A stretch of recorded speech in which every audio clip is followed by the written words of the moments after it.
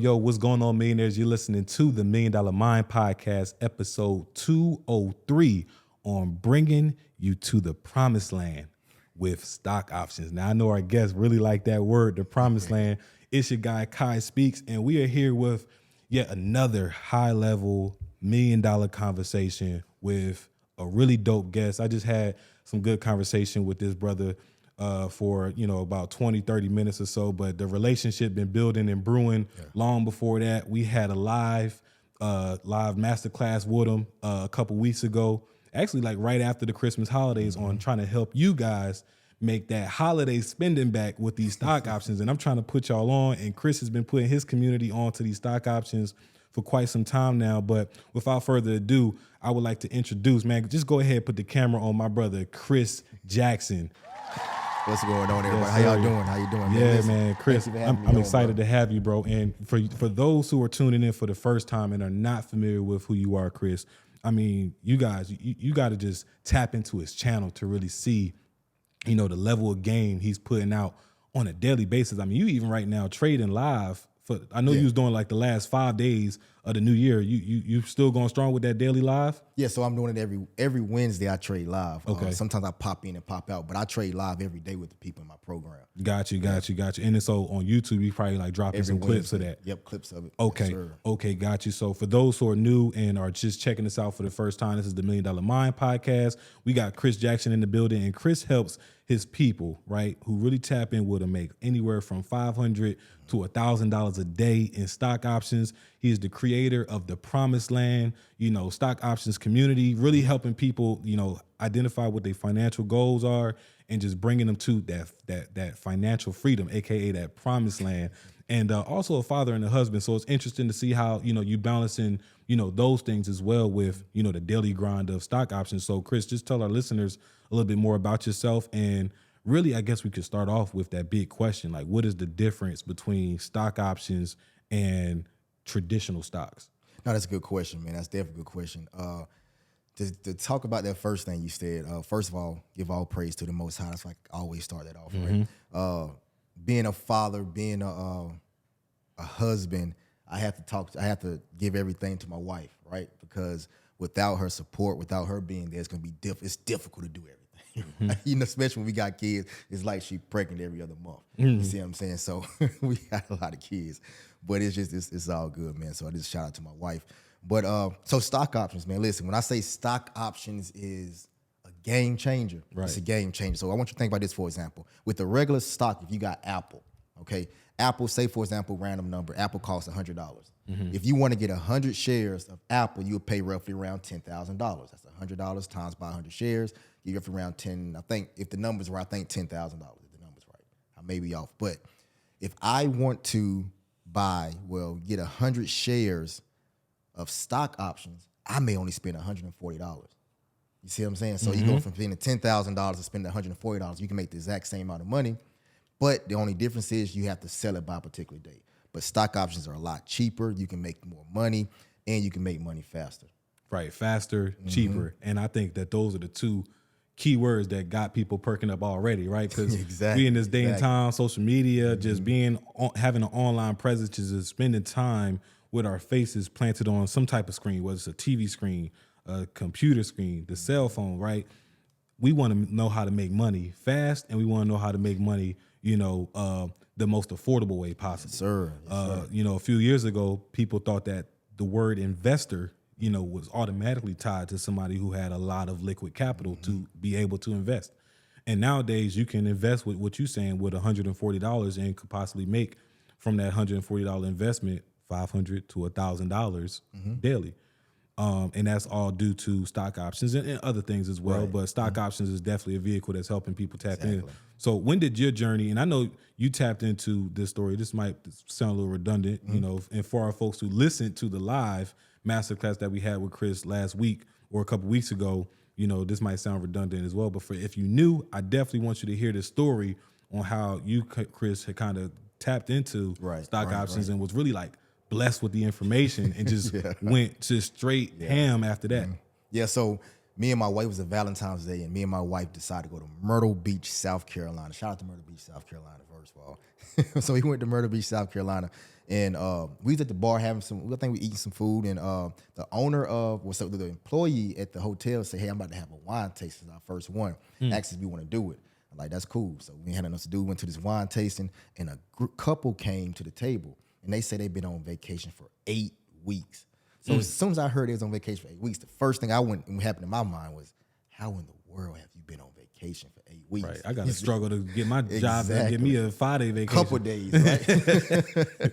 Bring my laptop with me next, like I'm be on vacation. What's going on, everybody? Christopher Jackson here, and I'm so excited for this upcoming 5-day mastermind starting February 27th. This is not a challenge. This is a mastermind, and we're going to dig deep. I'm going to show you how to make additional income trading stock options while still working your full-time job. The goal is to show you that you no longer have to rely on your full-time job to take care of all of your expenses, right? And you can use money from the stock market to take care of all of your expenses, to pay your mortgage, to pay your car payment, pay your gas bill, pay the daycare, to pay your on your vacations, whatever you may have expense-wise, you can use the stock market to pay it.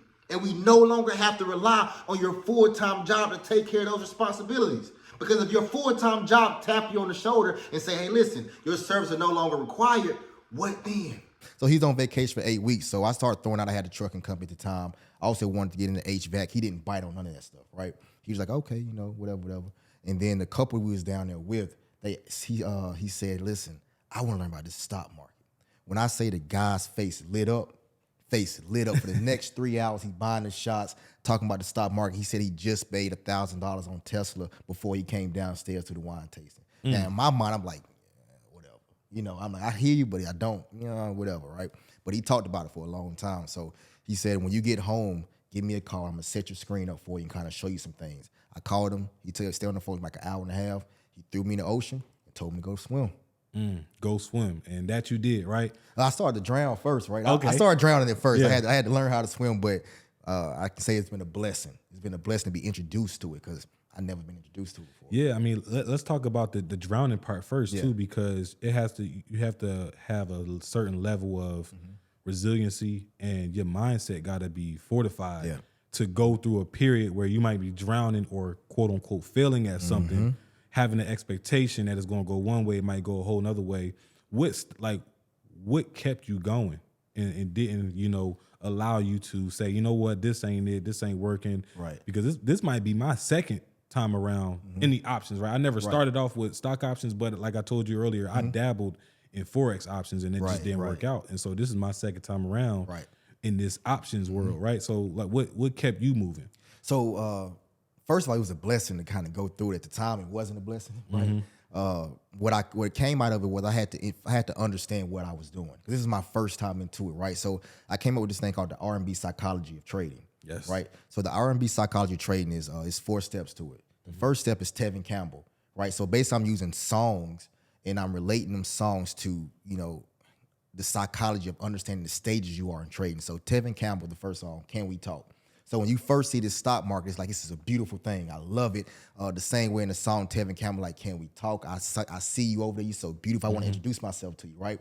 So when you introduce yourself to the stock market, that's basically stage 1, Tevin Campbell, okay? Stage 2 is Ed Sheeran, okay? The song called Perfect.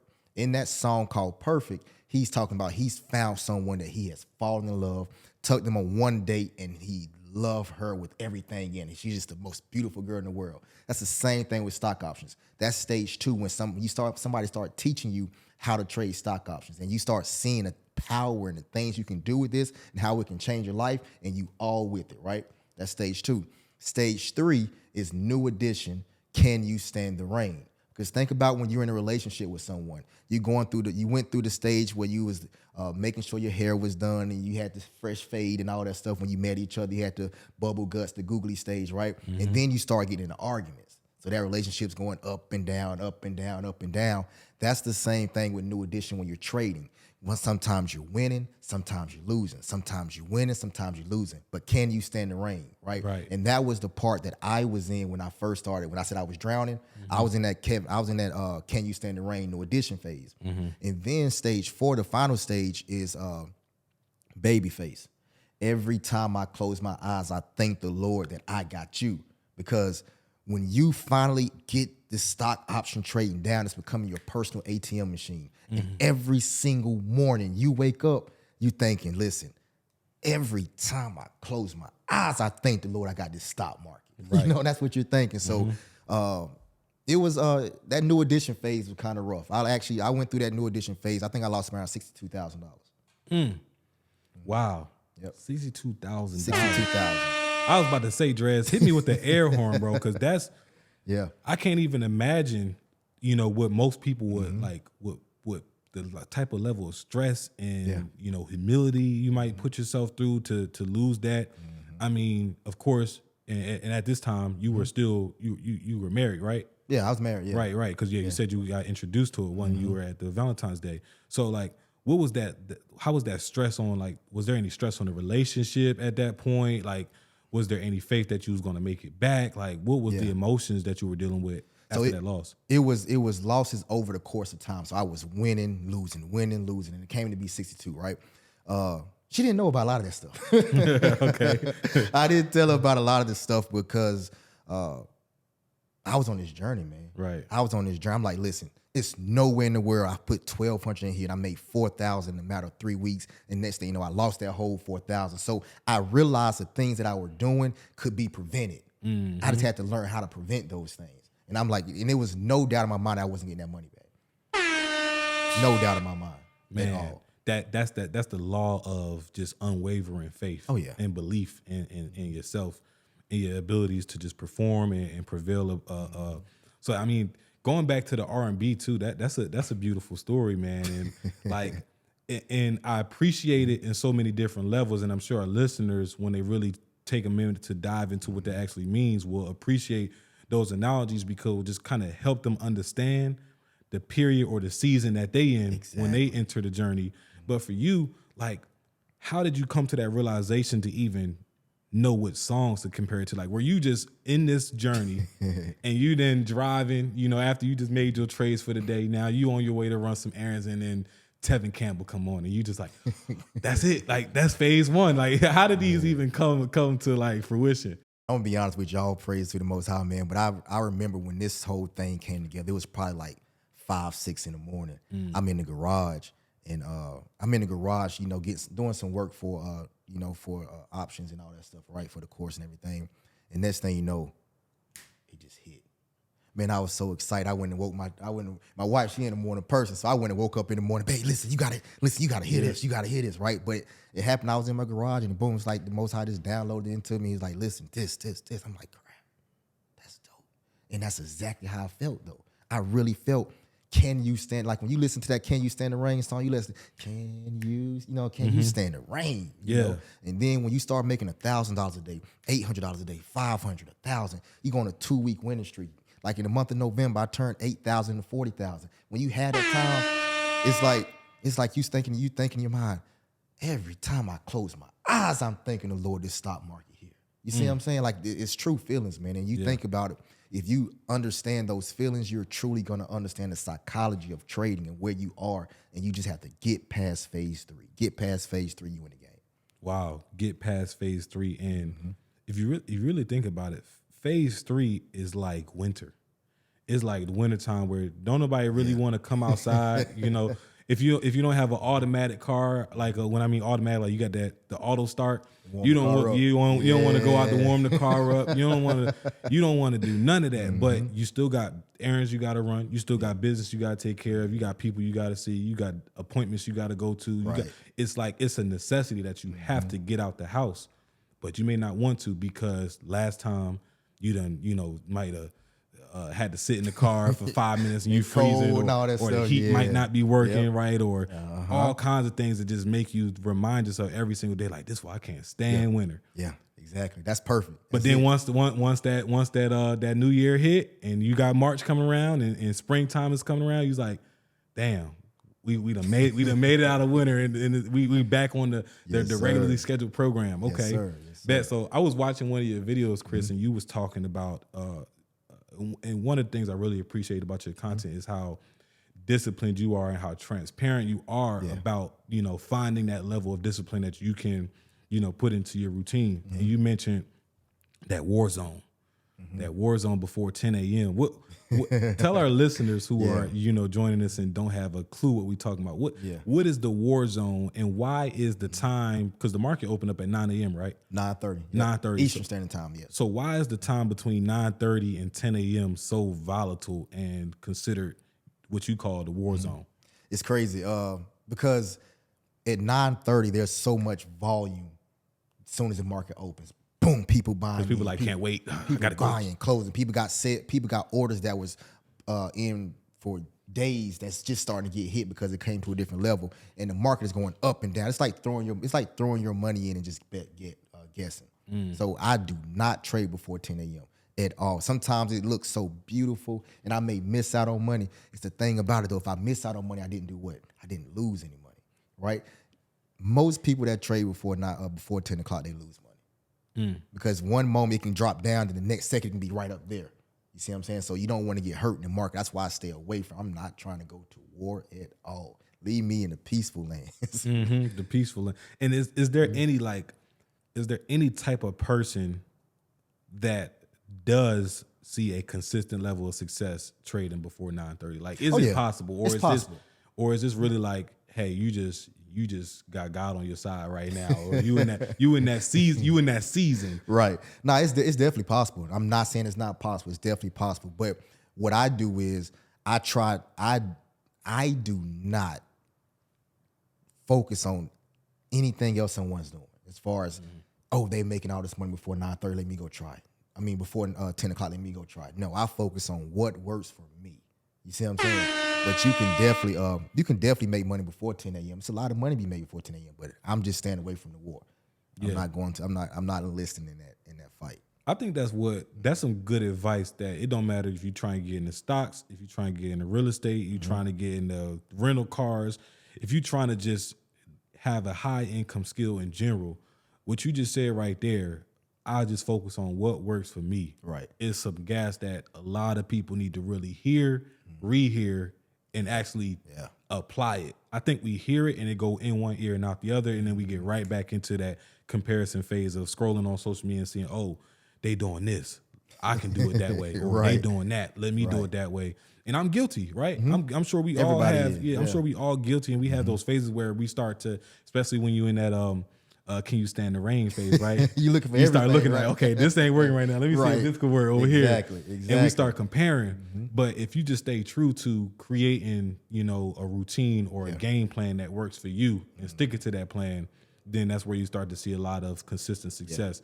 What was like the process like for you for creating your game plan and your routines, whether it's a morning routine, the study hall that you might have created for yourself to, learn the market and things like that. Right. What was that process for creating these plans and these processes and routines for you to have the success that you're having right now?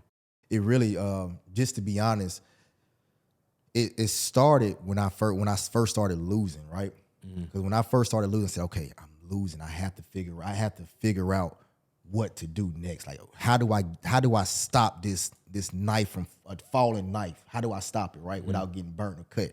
But what happened was, in the morning, I said, let me spend some time looking at the charts in the morning, right? I used to spend like 2-3 hours in the morning looking at the charts. I'm like, that's overkill. I don't have to spend 2-3 hours in the morning looking at the charts. I can actually spend 30-45 minutes in the morning looking at the charts. Right? I understand that thing. But as far as the way that I trade now, it just all came once I found a consistent flow. I start sticking to it and understanding my processes. And when my processes came, it really and truly came when I started learning from somebody. Because I was the person that I was like, I'm not paying nobody to teach me how to do this. I used to see when I first started trading, I used to see YouTube videos, all these things, people saying, hey, let me help you trade. Let me do this and I'm like, I'm not doing that. Why would I pay you money to help me trade? And I went to YouTube University. Went to YouTube University, and I'm just trying to piece all these things together, and it's just not clicking, right? So eventually I actually came across somebody that was giving some valuable content. I like what they was doing, and I went in there and I learned 2 things that changed my whole trade. And they're 2 simple things I should have known at the very beginning, but I didn't have that guidance about support and resistance and this thing called the H pattern. When I learned those 2 things, I saw those 2 things, it gave me my confidence. And when I got my confidence, it was on. It was on. So what like, and it's so crazy that you brought up what you brought up at the time and that you brought it up, which was the finding a coach and finding somebody that you can learn from.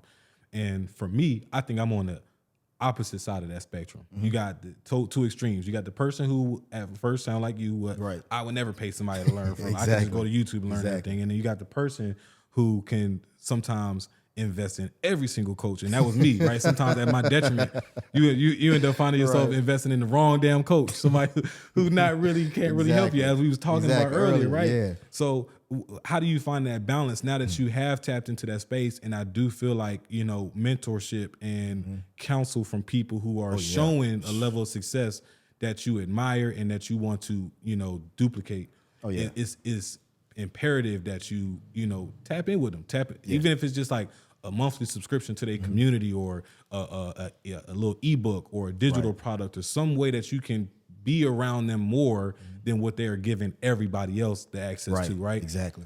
So what was the process like for you when you started to, and the sidebar is YouTube University, though you can find everything on there, you don't have the blueprint to know when to look at certain videos. You might look at a video that you have no business looking at because it might be phase 3 when you in phase 1 still. So you looking at the wrong modules, right? So talk about the process of vetting out, coaches, mentors, and just counsel, to make sure that when you do say, I'm going to invest in this person, you investing in the right person. Yep. And I like what you said about the blueprint. That blueprint is everything. And people do not give the blueprint enough. They don't give it its props. That blueprint it takes away hours and years. Saves you so much time. Of time you get back, right? But no, so man, I'll be honest with you, man. Last year I invested over $100,000 in mentorship because once I understood the value of it, I understood the value that I can invest in this particular mentorship program, and it's going to cut right to the chase. I don't have to go through all this other small stuff and trying to search here, search there, and and I can make my money back just like that, right? So I invested over $100,000 last year. But I tell people, when you're looking for a mentor, you have to first and foremost feel like you can trust that person. If you can get lost in their content and just follow, like you have to hear their voice or hear what they got to say every time they go live, every time you see a video, you want to go look at their video and see what they're talking about. That's somebody you want to learn from. And then you want to make sure they're credible. Right? Make sure they're credible, because let's put it like this. It was somebody told me one time, he's like, listen, this guy, I paid him $10,000 to teach me stock options. And he had 3 one-hour calls with me to teach me how to trade stock options. I paid him $10,000. I was like, holy crap. I spend 4 weeks with people. This at the time I was spending 4 weeks with people every single day for $1,000. And this guy spent 3 hours with them, paid and gave him $10,000. In my personal opinion, they got hustled, because you can't learn stock options in 3 hours. 1 hour a day, you can't learn. You have to have some more time with each other, right? So just make sure people are credible, right? Look at their content. If in stock options, do they show you their wins? If they do, yes. But do they show you their losses?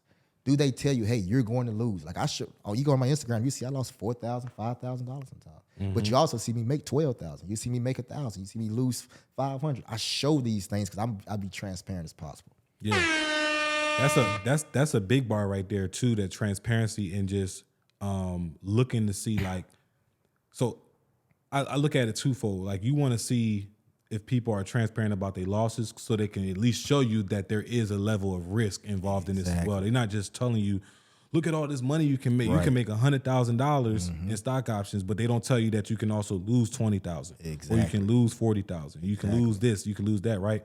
And then on the flip side, just looking at the people like already even showing you they wins too, because that was a big part of me just diving into your content and your information. I saw that you was on Gillian Wallow podcast. I'm like, right there, that shows a level of credibility because I know the investment and what what it takes to get on the platform, which shows like, okay, this guy getting on here.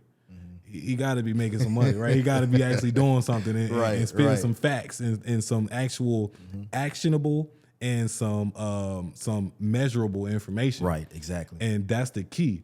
And you just gave me another goal too. You said you spent $100,000 at one point in 1 year on mentorship. Yeah. That just gave me a new goal. And our goals is for those who are listening right now. You got to understand that. Our goals are not the same. Some people setting goals, right? I want to make $100,000. We setting goals. I want to invest $100,000 in self-development. Exactly. Because if you got a goal of investing $100,000 into your self-development, that means you naturally got to make at least 150, 200, at least. You got to do something. At least a minimum, because you got bills numbers. And everything. Exactly. You got to make it some numbers to be able to invest that much. And that 150 was drastically like I would not advise spending $100,000 in self-development if you're only making 150. Right. Then you make a little bit more than that. Yeah, you want to make more than that for sure. If you spend $100,000 on self-development and you make 150, that's decent, right? You gotta be single, living in your car, exactly. You want your Tyler Perry. Yeah, the next year you make at least 300,000, 400,000, 500,000, right? But another point you was talking about finding the credible. Make people show you there's previous students. Show previous students. Like, for example, I can at any moment, I can go into my Discord chat and I can show you probably thousands of people who done made $500 to $1,000 a day. I can take you back. I can go take you through my Discord and show you a guy in April. He said this is his very first trade. He made $32. Then I can show you 4 or 5 months later, he's making consistent $600, $700, $800, $900,000 days. I can show these things, right? So just make sure people are showing you that they have students that are making money, right? And students that are being consistent traders. And I think, Chris, why people sometimes halt or are hesitant to show you their students is because they're not actually getting results. Right. And because if I show you my students that are not really getting results, you can then interview my students and ask them how the experience was. Right. And I think that I even did that recently. You get those Instagram theme pages and those promo pages that reach out to you and stuff like that. I had a couple of them reach out to me, and I'm in a season where I am shopping around for maybe getting some branded content and some promo like that, right? So what I did was, it was just like, I guess you could call it a download from the Most High. Something told me to look at look at their page and look at the promos that they were doing, the brands and the people that they were promoting, and go to their page and DM them how was their experience. And I did that, and I think I DM'd 5 people. How was your experience with this page? And 4 out of the 5 people said I would not recommend it. Oh yeah. And you talk about the one that you get on their page and you see they are like the shout out pages. It's like a shout out page. You pay anywhere from, you got some as low as $30, $40. You got some that like Shade Room is like 5, 6 bands, right? So it's like you got a couple ranges where you definitely want to, at some point, even if you're just paying $30, $40, you still want to vet them out because you just want to have the practice of doing your due diligence. And I feel like people nowadays, because again, social media is like this instant gratification realm that we're in, where we just want something, we want it so bad, we want it so fast that we skip the process of elimination, we skip vetting people out, doing our due diligence, doing research, doing all these things. And speaking of that, you even have, I'm sure you get people who hit you up and they want to join your community and they just want you to send signals too, right? Oh yeah, definitely. Is that like, what? Tell me about that. Is that something that is scalable? Is that something that is beneficial to the person that might be paying for signals, and they may not have the time to learn? Like, is that a beneficial model? Can it work, or would you say that stop being lazy, go learn the skill? Let me break down this way. So think about it in the Bible, right? In the Bible, when I call him Yahshua, but his name is Jesus, right? When he walked up on Peter and told Peter, come follow me, right? What was Peter doing? Peter was in the water and he was fishing. He's fishing, getting his, trying to get his food, right? So he can eat, right? Peter was fishing, right? And then Yahshua said to him, I'm gonna make you basically a fisherman of men. I'm paraphrasing, right? Peter was sitting there trying to get fish himself. He didn't have someone else fishing for him and giving him fish, because if someone else is fishing for him, he can only get a certain amount of fish. The Most High, or Yahshua, saw that Peter was fishing for himself, and he can get however many fish he wants to because he know how to fish, right? So in that case, he was blessed with more because Yahshua chose him to be the one to be a fisherman of men. So I say this: someone that's wanting signals, they have to eat. They only can eat when someone else gives them food. Someone who knows how to go out there and find their own signals, they eat whenever they want to. And that's what I do. I teach you how to fish. We give signals, but don't base your food off of me. Base your food off of learning what the knowledge that I have. I'm gonna teach you how to do it, where you can take this and teach your whole family and build generational wealth. If you never learn how to find your own signals, that's going to die when I stop. You see what I'm saying? And your family gains nothing from it. That's what I look at. So you can definitely do signals, but I tell people, listen, doing signals is you're relying on somebody else to put food in your table. Right. And I don't want to rely on anybody else to put food on my table. Right. So like anything, you can find it's some benefits to it, but it may not be recommended for long term and for security. It's kind of like, going to the grocery store and then complaining that they start taxing on the produce. When, granted, we don't have the soil that we can produce our own. Right. You get what I'm saying, right? You go there and you relying on always eating out. Right. Right. You don't even cook. You just always eating out and then complaining that $15 meal is now perfect example. $25. Perfect example. Because if you can't cook, you can't feed yourself. If that restaurant closed, if all the restaurants closed and you had to cook, you wouldn't be able to eat. COVID, right? Now you mad you can't eat in. You gotta bring all your food to the crib and microwave it. Exactly. And you mad, you upset about that. Just learn how to cook, right? Exactly. Learn how to cook. So switching gears a little bit, Chris, because you talked a lot about Big Mama's house, right? Big Mama's house, and we're gonna call that the demand zone. Yeah. What is the difference between the demand zone and the supply zone? Gotcha.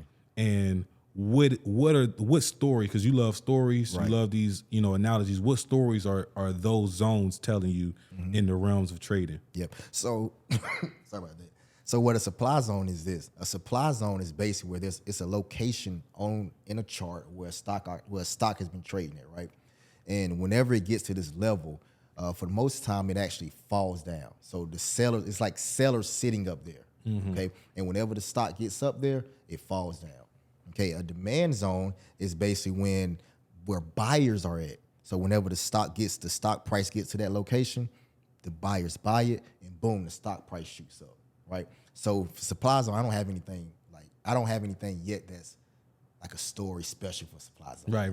Like I got for demand zone, but demand zone, like you were saying with Big Mama's house, I called the demand zone Big Mama's house, right? And what that is this. I want you to think about my grandmother had 6, 7, 8, 9 boys, right? I forgot how many boys she had. They had like 8 kids altogether, I want to say. So whenever one of her sons would get into any type of trouble, they would always come to Nanan's house. So Nana and Big Mom, same thing, right? Always come to Nanan's house, right? And when they come to Nanan's house, what they're doing in Nanan's house is Nanan's feeding them. She's making sure if they need some medicine, they taking care of their medicine. She's praying for them, reading Bible stories to them, building them back up, right? Making sure they got some chicken, cornbread, the whole 9, grits, eggs, bacon every day. You got breakfast, lunch, dinner. She's babying them and taking care of them. So whenever you see a stock fall down into a demand zone, and it's in that demand zone, she won't break that demand zone. It won't break it. Just keep hitting it. Won't break it. Won't break it. Won't break it. Won't break.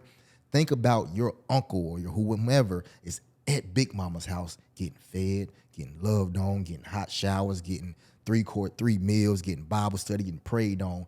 What is that doing? It's building that individual up. So the whole time, the longer that stock is in that demand zone, that stock is just getting strength.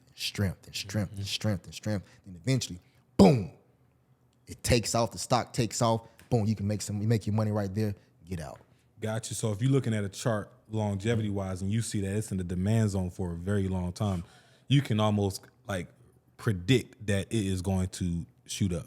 Listen, when Apple goes to 125 or 120, I'm buying in Apple 125, 120. Anytime you see Apple stock go to 125, 120, that time frame, go look back at the 1 year, 1 day chart or the 3 year 1 day chart, and you see Apple hits that 120, 125, 120, 125. It's just sitting there, beautiful, lovely. And normally when it bounces out of 125, 120 area, and it hasn't been there forever, a long time, but if it does come back there, it's close, I want to say now. I'm buying in more because when it hits that level, it normally runs up to 130 something, 140, then hit 150. When Apple gets to 150, that 150 on Apple is the actual like moment of truth moment, right? If Apple break 150, we may be going to 170. If Apple rejects 150, we may be going back down to 140, right? So that's like the median ground. Gotcha. So now thinking if a stock breaks through that demand zone, it's kind of like Big Mama might be a little bit mad at you. Like you did something. And Yeah, you done did something. She either done kicked you out the house or locked you in the room or something like that, right? Yes, sir. That's exactly what it is. Okay. You know, ate Big Mama's last piece of chicken. You know, did something you weren't supposed to. Her grandma one time shot at her uncle. Shot at her own son because he put his hand in the pot. Didn't take it out the pot now, just put his hand in the pot. So boom, she shot at him. But anyway. God damn, hold up. Wait. Yeah. We gotta rewind that. Like this was just a warning shot. That's Grandma Monkey. Gotcha. Oh man, that's crazy. Grandma Monkey, she got a gold tooth. She got a gold tooth with a star in the middle of it. Man, if you get anything from this lesson, it's don't mess with Big Mama, right? Don't mess with Big Mama. So, like, how are you getting this? I know the news probably plays a big part of like just getting you the information so you can do your due diligence on the market and make your personal predictions. But like, where else can people go to consume market information and things like that if it's not just the news? And let's just say I'm a person who's not even big on watching the news. If I want to get into stock options, is that now a prerequisite? Like, you need to start watching the news?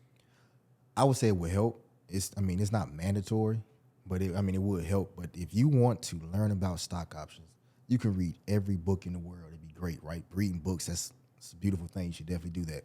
But study the charts. Open up your laptop, look at these charts. The more you look at the charts, the better you become. Because this is the thing about it.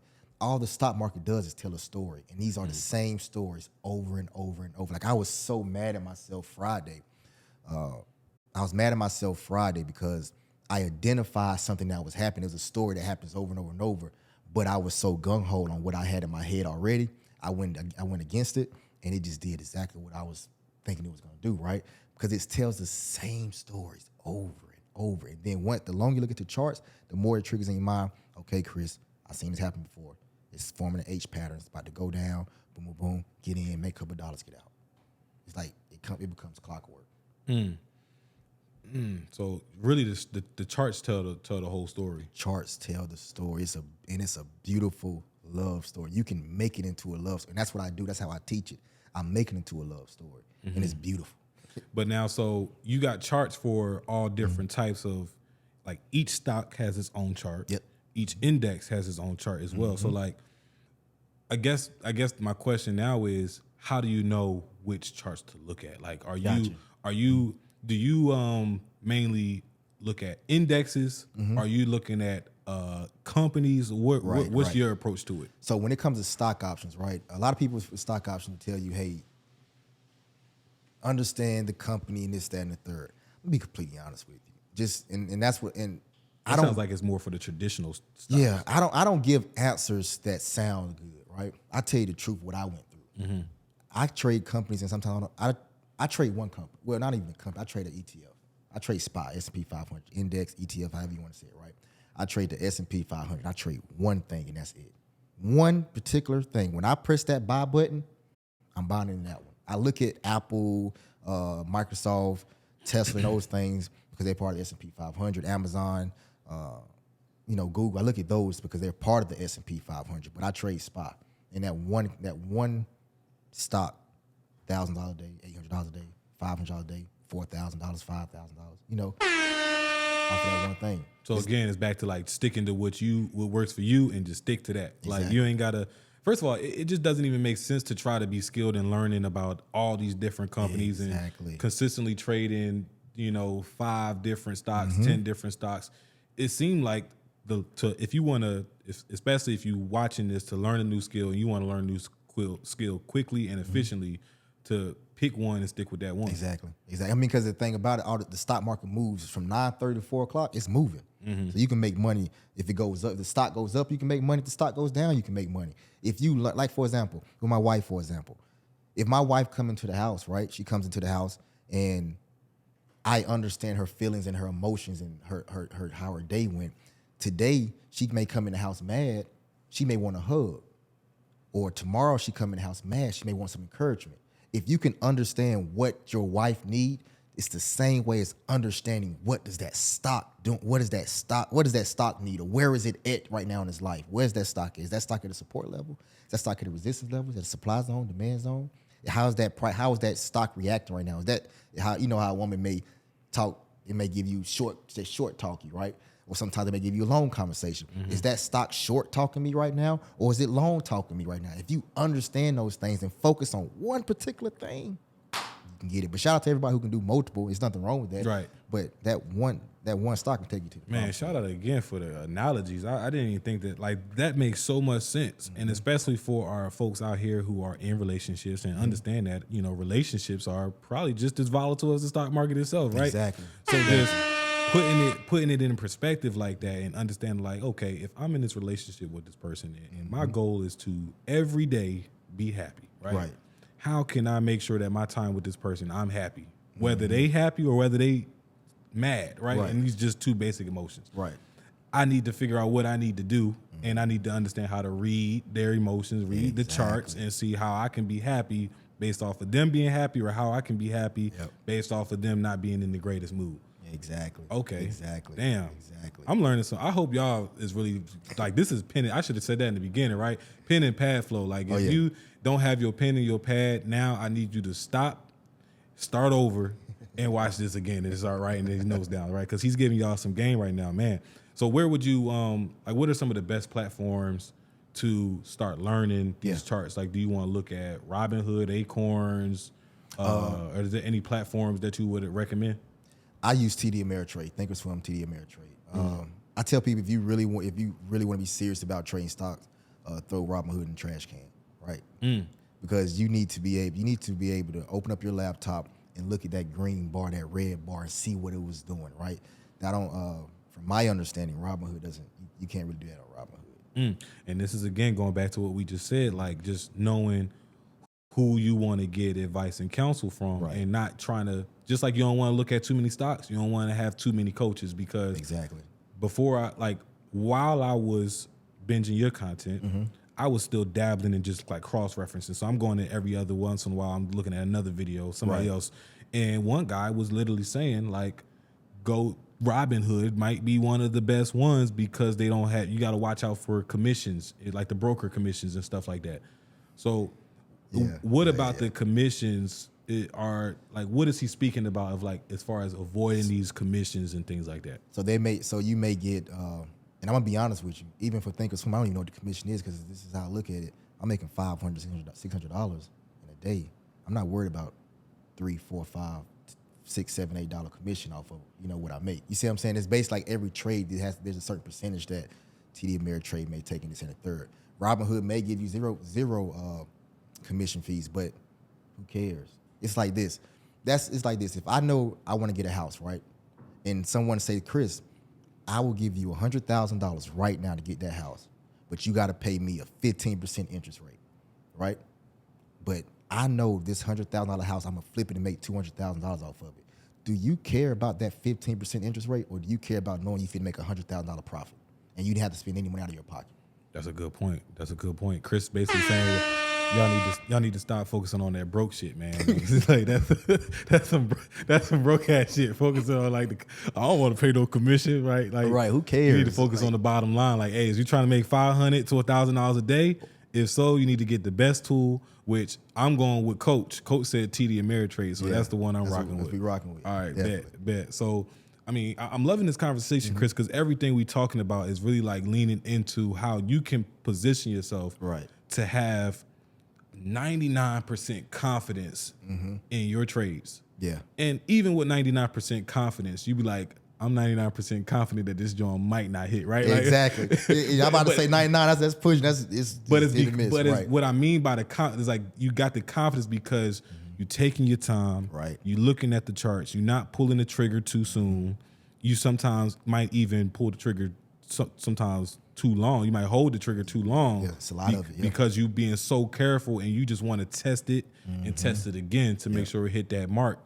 And so what you call it is these are high probability trades. Yes. So Yes. with high probability trades, what is the overlapping mindset you want to have with giving yourself the highest probable chance of hitting your trades? So and that's what I focus on, high probability trades. So I have like 3 or 4 or 5 setups that I really play.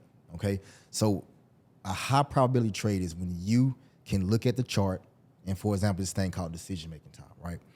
That's one of the things I use to say if it's a high probability trade or not. That's when the 9 EMA and the 21 EMA, some of y'all may not know what it is, but when they're right beside each other. So when they're right beside each other, I consider that dating. They're dating. Like you in a relationship and you're dating somebody. So you're going to Netflix, you're going to the movies, you're watching Netflix and chilling in a restaurant, meeting all the friends. Oh, I like him, I like her, this, that, and the third, right? So those lines are right beside each other, okay? And then if that line, that 9 EMA starts to go up, we call that jagged edge, okay? That means meet me at the altar in your white dress. Let's get married. I mean, we're going up, everything's good. The 9 EMA start moving up. If that 9 EMA start moving down, we call it Chris Brown. That means it's never a right time to say goodbye, but I got to make the first move. If I don't, you're going to start hating me. So boom, relationship over. You see what I'm saying? So we use that as one of the methods to say, okay, is this a high probability trade? Because what we call is decision making time for a reason. Because when you're dating someone, what question do somebody always asks in that relationship? When we gonna get married? There you go. What are we? What are we doing? So when that stock hits that what are we doing moment, that means that stock has the option to go up, jagged edge, let's get married, Chris Brown, never the right time to say goodbye. You see what I'm saying? And we capitalize either way. Going up, we make money. Going down, we make money. So that's one of the ways we identify high probability trades. But we got multiple more that we use, different scenarios and things of that nature. But we don't go out there and just focus on just random trades. That's why we don't trade before 10 o'clock, because it's just a war zone. Right. Right. We want a time of peace, prepare for war and a time of peace. So ultimately, who was the one asking the question, what are we doing? The market. The market asks the question for you. What happened is it's like it's consolidating. The market is consolidating. That 9 and green line, or that yellow and green line, the 9 EMA and 21, they're right beside each other. Eventually, you're gonna see that 9 EMA poke his head up, or poke that head down. When you start seeing that, that's verbally when it's saying, okay, what are we? And then that 9 EMA start going up. Okay, we jagged edge. It start going down. Okay, we Chris Brown. You see what I'm saying? So when you look at it in the chart, you get to be able to see. Okay. And is risk management tied into this at all? What is your strategy for proper risk management? How should people look at proper risk management as far as, I mean, for those who this term might even be foreign, what is risk management altogether? So the beautiful thing about trading stocks, everybody say, hey, it's too risky. But the thing about it is you can tell the system how much money you're willing to lose. So, for example, I've been in trade, say I only want to lose $50 and I want to make 100. I can go in the system, boom, tell the system I only want to lose 50, I want to make 100, and hit those buttons, and the system will automatically sell once you get to 50, that be down 50, or you make 100, whichever one happens first, right? That's part of risk management. You literally telling them how much you want to lose or how much you're willing to make. You see what I'm saying? But what we do with risk management, our main thing is our goal is to make at least 10%. I mean, you can make 10, 20, 30, 40, 50, 100%, right? 200, 300%, right? But we start off with, hey, a 10 to 20% is great. But losing, we only want to lose anywhere from 5 to 10% per trade. So you get of your trade account. Trade, not even your trade account, how much money you actually invested in that particular trade. Okay, so I got an option and I have, let's say I want to trade 200. Yep, 200. Or let's even stick with 100 for the number, Okay. right? I want to trade $100 in S&P. Okay. And so basically my what I would tell the system is I'm willing to lose rough around $5. Rough around $5, and you want to make it rough around $10. Like, so if you want to just make your 10% and get out, boom, you can just get out. If you're only willing to lose 5%, once you lose that 5%, boom, get out, right? Or sometimes some people want to be, hey, I give up maybe like 10%. That's fine as well. Whatever is your comfort level, right? But when you put that $100 in, just know once you get to 10%, that's good. So get to 10%, you make $10, put a stop loss in at that $10 mark. So if it keeps going up, you can make more money. But if it hits that stop, boom, you're guaranteeing yourself $10 profit. Like, you can do these things. Now, do you have to be To that, for you that, have to be you have watching to watch it to actually move it as you go. You have to Gotcha. watch it. Or you can do this thing called a trailing stop, where you don't have to watch it, where you can tell the system, hey, if it falls down 10, 15, 20 cents, sell for me automatically. If it keeps going up, the stop loss keep building. So it's a lot of ways you can automate it. Okay. Is there a such thing as having too many automations or bad automations when it comes to like learning this process of stock options? So the part of automating is you're really just automating your like when you're getting out. You see what I'm saying? So I mean, you're protecting yourself as far as when you're getting out, and you're protecting yourself on your profit. So you can make sure you're locking in your profit and making sure you're not losing all your money. That's the type of automation. That's the only automation I do. I do not let robots trade for me, like all that stuff, like the bots and everything. I don't let it trade for me. I need to physically do it because it's emotional. A bot doesn't have any emotions tied to it. I was about to say that. Why not? But it makes sense because a lot of your analogies are based off of R&B songs, right? These love stories, right? So it's very emotional. But essentially, because most people would say that the AI and all that's taking over the world, and it might be smarter than us. Yeah, so definitely. But even still, you're not trusting it. Not me. I can't trust. I can't trust. I can't trust my money in a bot's hand. I can't do it. Now I could be completely wrong. A bot may be great for some people, right? But I couldn't trust my money in a bot's hand. Couldn't do it. For example, think about this. For example, say S&P spies at 400, and that's the level you get in at. So the bot knows to get in at 400. Boom, you get in at 400. I guess a bot can say, okay, if I lose 10%, get me out. That's perfectly fine too. But what if something just happened and the bot just doesn't get you out of something? Right? And this thing, you just going at a free fall. Yeah. And you're not paying attention to it because you're not focusing on it. And I mean, don't call me a conspiracy theorist or nothing, but like I feel like even with the bots, like everything, like all AI operates off of some type of like algorithm. Yes. So like then I'm probably thinking like, what if the algorithm just don't rock with me? Like you got like Instagram sometimes, TikTok Man, for the what? longest was having like issues where they were saying like the algorithm don't rock with black creators on TikTok. Wow. Right? So it's like you got to deal with the talk about confidence. I can't have confidence if I'm going to sleep thinking, what if one day the algorithm decide to shadow ban me? Like Instagram, like I get shadow banned in the stock market. Man, what? I lose my head, man. Think about this though. This is the thing about it. This is what I tell people. Everyone wants to find the easiest way or the fast way to make money or something of that nature. Listen, this is what I tell people. If you cannot trust yourself, you can't trust anything. Because you've known yourself since day one, since the day you came out of the tummy of your mom, right? You've known yourself. You've been with yourself. So if you can't trust yourself, who else can you trust? Can you trust somebody who's behind the computer who typed up this algorithm, put this code in here and say, hey, XYZ, what if that code gets hacked? What if that code is wrong? You see what I'm saying? But one thing, you know what? All the secrets you done kept in your head since day one, those secrets are still there if you don't tell nobody. So you got to be able to trust yourself. And that's why I tell people, when you trade stock options, trust yourself. If you can't trust yourself, you can't trust nobody. If you can't trust yourself, you damn sure can't trust nobody. First of all, trusting yourself is how you start to trust other people. Exactly. Like, damn, that's a bar right there. Drez, that's perfect timing on the air horn, man. So what is you got the community, the promised land, and you've been running it for how long? About? So we've been not trading, but with our whole community been around for like 2-3 years now. I want to say about awesome. 3 years. That's a blessing, man. Shout out to you and all the lives that you've impacted over that 3-year span. Yeah. What for you? What has been some of the like one of the most rewarding moments, or success stories that you've seen, you know, inside the promised land? I would tell you, I would say this. It's not just one. It's the simple fact when I get a message, right? And that message say, hey, Chris, I just made $200. Or I get a message, someone say, hey, Chris, on Facebook, I got a message, this person say, hey, listen, I just made more money than what my husband bring in a week in one day.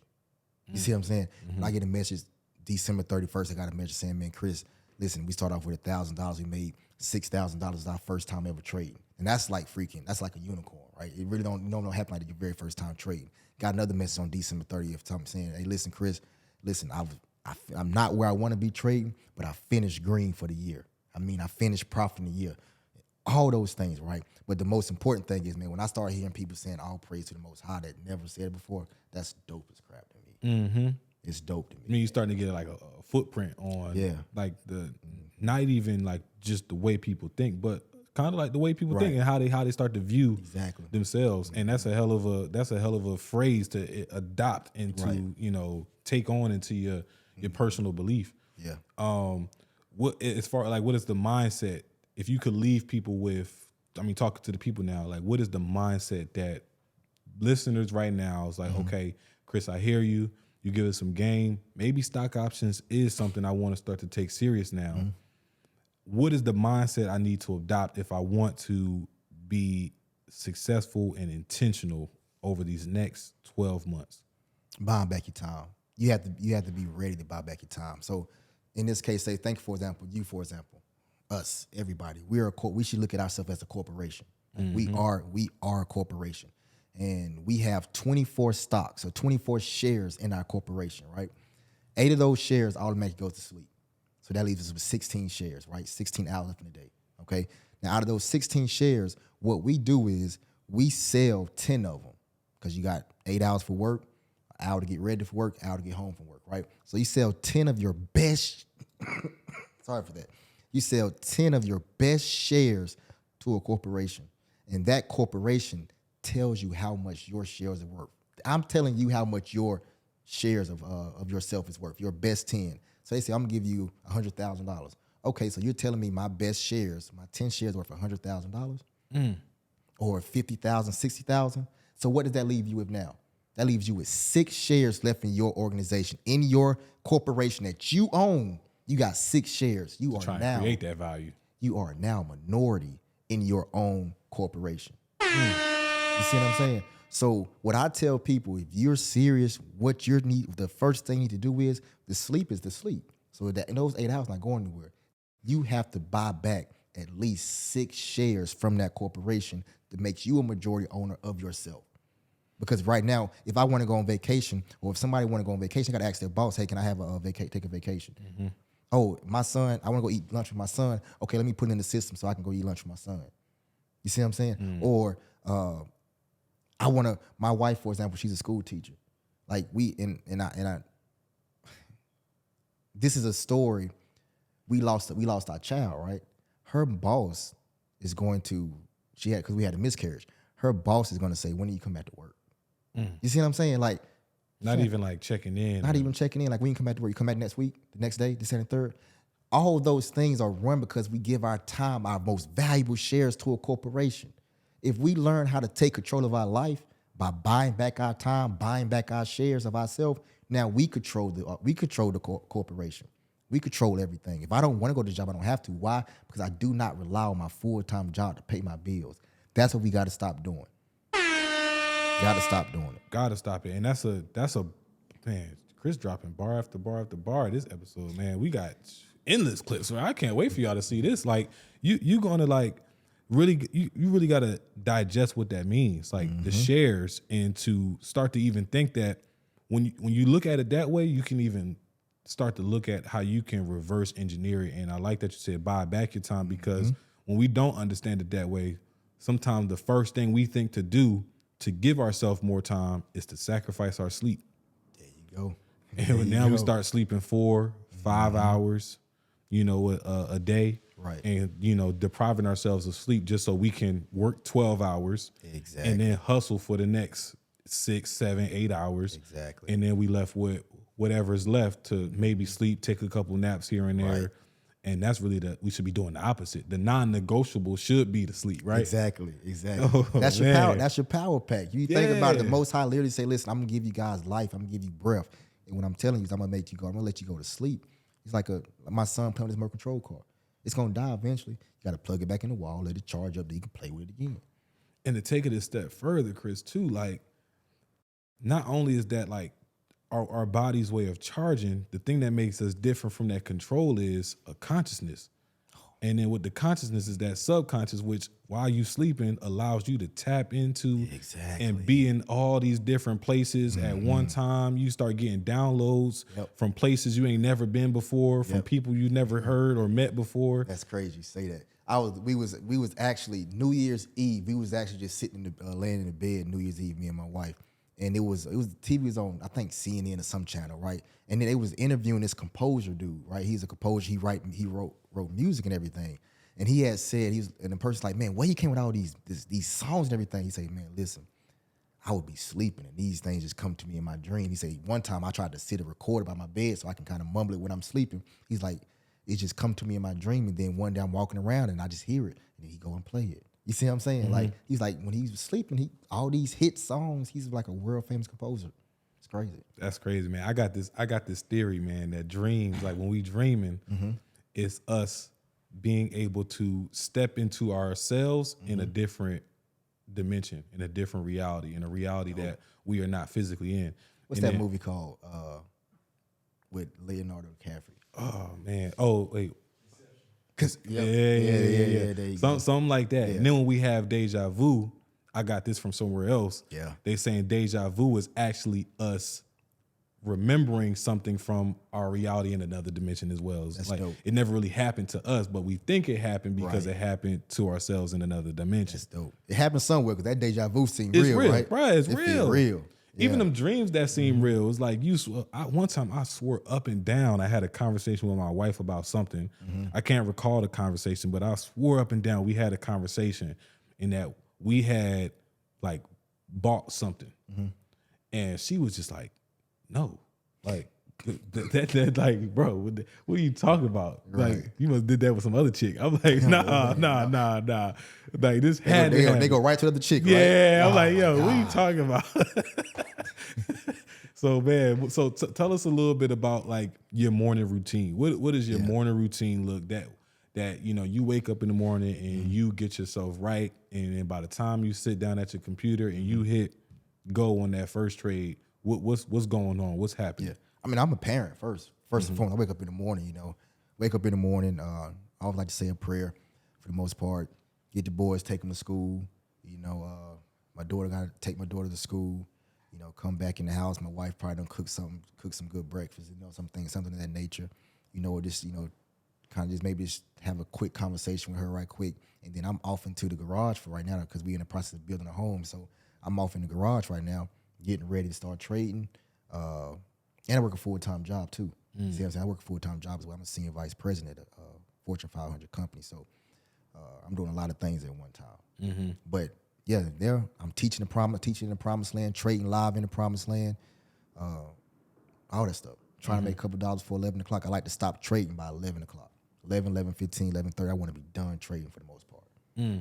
But that's a pretty light day, right? Like being able to, as far as the trading goes, like that's a light day to just be so in the zone to where you can get all that done. You can be highly efficient and productive with, taking the kids to school, making some breakfast, meditating, praying, and then, do what you got to do and be out by 11 o'clock. And for people who might be working from home, that could be the life. That's beautiful. Right, making a whole other income, in the first peak hours of the day before you really get to work. That's why I still work a full-time job. 'Cause I work from home. You see what I'm saying? So yeah. I mean, right now my full-time job say Chris, you fired. I'm like, okay, cool. You see what I'm saying? It's not that it's mandatory or it's needed. You see what I'm saying? But the simple fact that hey, I can still bring in this income right here, this income XYZ, and make it happen without it being without it being stressful. I mean, do what you gotta do. And on the flip side, not even about like getting fired. If they just start to impose on your boundaries, and, Like your non-negotiables, like, hey, y'all can keep that over there Yeah, it because is what it is. this is what I signed. I up don't for. rely. I don't rely on that full-time income, that full-time job to pay household bills. Stock go through the stock market. Go through the stock market. Man, shout out to you, man, and you spending time with us. We got a couple more questions before we Yeah, let's switch go. gears. Let's If you could, because we talked about blueprints, so if you could line us up with a nice little 3-step blueprint to getting into options quickly and intentionally, what would that blueprint look like? And it could be like a generic blueprint, something that at least lines us up with a mindset and an action plan on what to look for next. Got it. So what I do is I take people on a journey, right? So I take people on a journey focused on like when the children of Israel was in Egypt and they was in their captivity, right? So that's the first part of it. I want to take people out of their captivity and move them into their promised land. So I have like a free $7 course, right? It's a $7 course and it just shows you what you're getting into. And the reason why it's $7, I want people just to say, okay, let me look and see the crap he's talking about. Because once you see it, you're going to fall in love with it. And it allows you to see my teaching style. Because I don't want you to invest anything with me if you're not, and say, okay, this is not the person I want to learn from, X, Y, Z. So I want to let you get a trial run of how I teach, what we're talking about, how it's going to happen. From there, the next blueprint is I'm having a mastermind coming up February 27th. That's for 5 days. You're going to trade with me. You're going to learn from me for 5 days live, from basically like 6 p.m. to 9 p.m. And we're going to trade live 4 days as well. So we're going to trade live in the morning, and then at evening time, we're going to actually have coachings. We're going to coach and teach you, okay, what's going on, right? Teach you everything you know to be successful trading stock options, okay? And then after that, I have another program that's a year-long coaching program that if people say, okay, this is everything I want, and I want to get there faster. What I'm going to teach you in the mastermind, you can learn and take that and start trading on your own. But you say, hey, I want to get there faster. I want to start making $100,000, $200,000, $300,000 days, like as soon as possible, and trade with me and my team every day. That's what that year-long coaching program is for. So that's the blueprint that I take people through on that journey. And it sounds like a solid blueprint at that. It sounds like a really solid blueprint and one that is going to at least give you, it's going to drip it on to people to where it's not too imposing. It doesn't feel like people have to go out and they got to automatically spend the big bag like some of these other coaches might be, putting on people. It allows them to kind of like, okay, you never got on the plane before. Right. First flight, you might just get economy. You might even fly Spirit and Frontier at that point, right? Because you ain't never get on the plane before. You definitely ain't trying to spend all this money on it. So you might just drip it on them, and then after that, I'm pretty comfortable with this flight. I want to go to this place now. I might want to go to out the country, longer flight, but I want to be more comfortable. Now I'm gonna fly, first class. Right. So it's like you're getting an upgrade in your experience, but you're getting further and you getting there in a more comfortable way as well. Exactly. I like that. So, Chris, we about to switch gears a little bit, man, okay. to one of the portions of the show that I like called Rapid Fire. And so I got these deck of cards with me, Pod Decks. This is this segment is sponsored by these guys over here, and I got 5 random questions that really don't have nothing to do with anything we was just talking about. It's just a good way for us to just warm it up and have our listeners learn a little bit more about you and dope. for us to have some fun. All right, that'll work. So I got these 5 cards. You hear me shuffling my deck, and here we go with the first one. The first one is, what is your favorite trait about yourself? Laid back. I guess I say laid back and just laid back, cool, calm, and collected. Not too many things get under your skin or anything like that. Okay, that's a bet. What technology do you wish existed? Teleportation. So, all right, so let's say it did exist, which I can't even confirm or deny that it doesn't already, right? I'm with you. Where would you teleport to? Back to the future, in the future, like in the past, in the future, the whole. I want to see it all. Like I want it to be really like I want to sit down and watch it like it's a whole movie, going back to Adam and Eve. I want to see the whole thing, right? I want to see everything. Then I'm going to the future too, and come back and get some plays. Yeah. Get some stock option plays. I don't even know. I don't even know if I would even want to like tamper with time like that. If I had a time machine, like let's just say they just start manufacturing these things. You can have one in your garage. Like, oh my God, I would probably just use it to say F a plane. I'm just traveling. Like, I'm just going wherever I want to go. Exactly. Like Jumper, that movie Jumper. Yeah, right? like Jumper. Yeah, that was a dope movie. I forgot about that jump. So brag to us about the best things you have going on in the next 30 days. The next 30 days, the best things I got going on. Can I extend out the next 60 days? Yeah, go ahead. Next 60 days. Next 6 days, I would tell you, listen, this 5-day mastermind, the 5-day mastermind that I'm extremely excited about it. Like I say, we have JT Automation, Myron Golden. We have other special guests we're working on right now coming through as well. So it's going to be real crazy. But that 5-day challenge, not challenge, but 5-day mastermind, I'm literally giving you every single tool that you need to be successful. I'm breaking everything down to your T. I'm going through for 5 days. You get to trade live with me the whole night. So I'm really stoked about that. Yeah, man, I'm excited about it too. We talked about it a little bit on the live. You just dropped it on us today, and I'm sure we're gonna have some information at the end for the listeners to be able to find that information and tap in as well. The last question is: you have $100,000. Okay. You have to donate or create a charity. Okay. What do you do? $100,000 to donate to create a charity. I would say I would create a charity for battered women with kids. It's like the worst thing to see a battered woman, and she has kids and she living in like a homeless shelter or something like that. Like, you don't want to see that. That's a good one, and I like that you went with the charitable route, because I mean sometimes when we talk about confidence and having the confidence in ourselves, sometimes it might just be better and easier to just create the charity as opposed to dumping the money into some nonprofit or a foundation that we don't even know if they really even putting the funds towards those things. They only got to donate a certain percentage. They get to keep the rest of it. Right.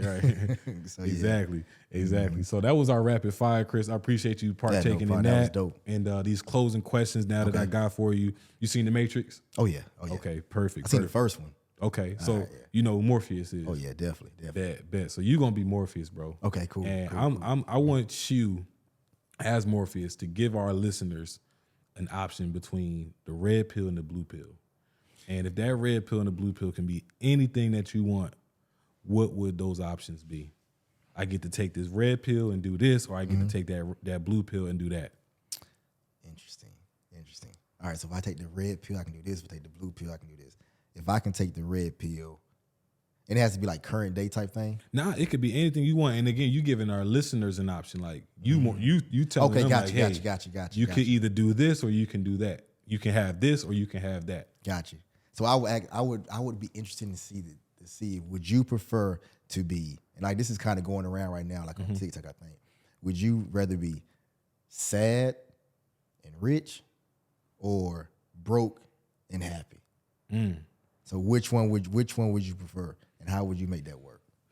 Damn, I'm playing devil's advocate here because that's a tough one. I mean, if you broke, can you truly be happy?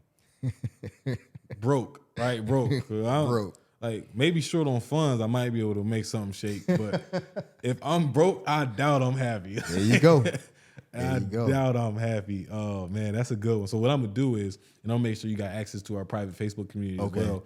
I'm gonna add that as a poll on the private Facebook community, so people can go ahead and vote on there. Also, if our listeners are tuned in on Spotify, they can also go listen and vote on Spotify as well.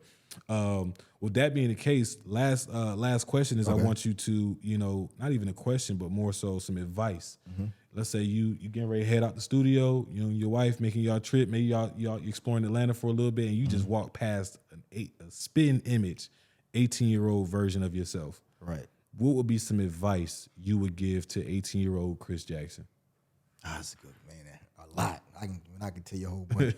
But what I would truly tell a man, do it now.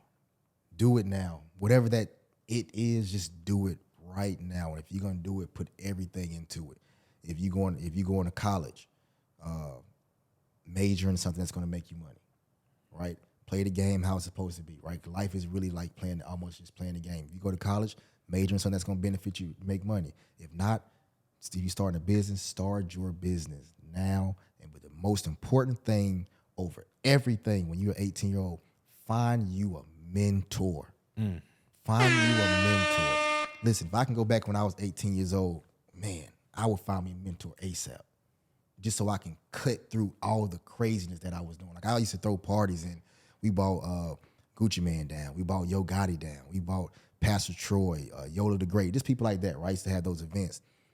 If I had a mentor to really tell me, Chris, you are wasting your time, I would have never invested those funds and actually lost money in those particular things. You see what I'm saying? But didn't have anybody, growing up in that, as African American, we grow up, we're more so just, we taking chances to see what happened. If it worked, boom, boom, boom, boom. But if you got a mentor to kind of say, listen, think about doing this, and you take those plays and they work out for you, you're in the game, man. Facts. That's some game right there. Like, I think the mentor is the heaviest piece. Oh, yeah. Because for the longest, I think, especially as an 18-year-old, you don't really value the relationships that you have, and you have a lot of mentors. Yeah. At 18 years old that we just don't even know about, that we know don't it. even see as mentors, that we don't even consider mentors, that we don't want to listen to. But if we have the intention, like, or even the concept of what a mentor is, and just finding one, like, Right. you ain't got to have all of them. Just find one that you're going to put your energy into, and while you put that energy into them, figuring out how you can even be of value to that mentor as well. Exactly. I think that's the difference between some of the 18-year-olds that I see that are out here with, and we see on Instagram right now with $100,000 monthly businesses, Right. Like, what? And I'm just like, bro, I'm thinking they my age, and I ask like, oh yeah, I'm 21, 22 years old, 17-year-old.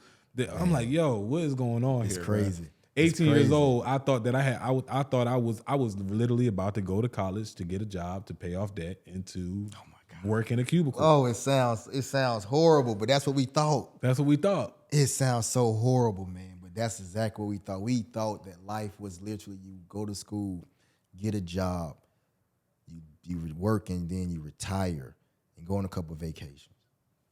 And that's it. And that's life. That's it. And then you'll get the picket fence. And then little did they tell you, when that construct was created, they didn't tell you that years later you can't even afford the picket fence by doing that anymore. You can't afford it because you don't. That don't even work no more. Hey, you done built this whole life based off this one job, and next thing you know, that boss come and tap you on the shoulder. Hey, Chris, we laying off. You got laid off, and now you're looking like, well, I done built this whole life off of you giving me this employment. What I do now? USOL. It's You crazy. ain't got no high income skill. You just was relying on that job. So Chris, man, plug yourself in, man. Now I think it's the people's time to, learn where they can find you, how they can get tapped into that mastermind on February 27th. Lay it on us. Tell us what's the deets. Yep. So you can always find me on Instagram at cjack130 at cjack130. So once you start following me at cjack130, you're gonna get a whole bunch of scammers trying to follow you as well. I would never write you in a message telling you to send me money or none of that stuff. So that's how you can know if it's a scam or not. But listen, the main thing is this: if you're ready and you're excited and you want to learn about trading stock options in general, I would tell you to sign up for this upcoming mastermind. And the reason why is because I know this mastermind, I'm taking you from the beginning. If you're a beginner, never traded before a day in your life, I'm starting there, and I'm taking you all the way to the end. And you're gonna have these tools that you have it. It's recorded, and you have unlimited access to it. So I teach it live, then I give you the recording, and I give you unlimited access to it. You see what I'm saying? Because I know once you get this, it's a game changer, game over for you. So sign up for the mastermind. That's gonna be dope. Facebook, I think I'm Christopher Jackson. TikTok, I'm cjack130 as well. So those places you can find me. You go to my YouTube channel. My YouTube channel, I trade live every Wednesday. I'm uploading videos almost every day. That's Christopher Jackson Options 101. Plug in ASAP, man. You know you really made it when you start to get them fake profiles.